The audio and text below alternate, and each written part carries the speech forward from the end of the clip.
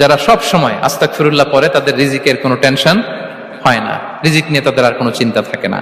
আল্লাহ নবী নূহ আলাইহিস সালাম যিনি ওনার জাতিগোষ্ঠীকে বলেছিলেন ফাকুলতু আস্তাগফিরু রাব্বাকুম ইন্নাহু কানা গাফফারা, তোমরা বেশি বেশি ইস্তেগফার পড়ো, তিনি ক্ষমাশীল। ইস্তেগফার পড়লে কি হবে? ইউরসিলিস সামাআ আলাইকুম মিদরারা, রহমতের বৃষ্টি বর্ষণ হবে, তোমাদের জমিগুলো উর্বর হবে। ওয়া ইউমদিদুকুম বিআমওয়ালি ওয়া বানিন, আল্লাহ তাআলা তোমাদেরকে সম্পদে বারাকা দিবেন, সন্তানে বারাকা দিবেন। ওয়া ইয়াজআল লাকুম জান্নাতিন ওয়া ইয়াজআল লাকুম আনহারা, তোমাদের ফসল ক্ষেতগুলো সবুজ শ্যামল হয়ে ভরপুর হবে, তোমাদের রিজিকে বারাকা নেমে আসবে। তাহলে আমরা যেন বেশি বেশি ইস্তেগফার করি। বিষ্ণু ঈসা ইসলাম বলেছেন মান লাযামাল ইস্তিগফার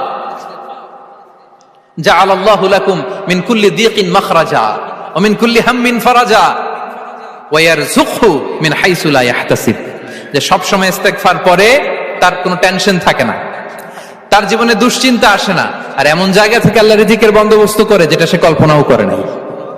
সুবহানাল্লাহ বিহামদি। আমরা যেন বেশি বেশি ইস্তেগফার করি।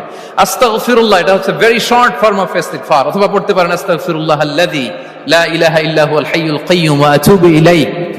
সাইয়্যিদুল ইস্তেগফার মুখস্থ আছে না আমাদের? এটা যেন বেশি বেশি পড়ি। ইয়াকিনের সাথে যে সাইয়্যিদুল ইস্তেগফার পড়বে, যেই দিন পড়বে ওই দিন যদি মৃত্যু হয় সে জান্নাতি। কোন রাতে মুকিনান বিহি, ইয়াকিনের সাথে যদি সাইয়্যিদুল ইস্তেগফার কেউ রিসাইট করে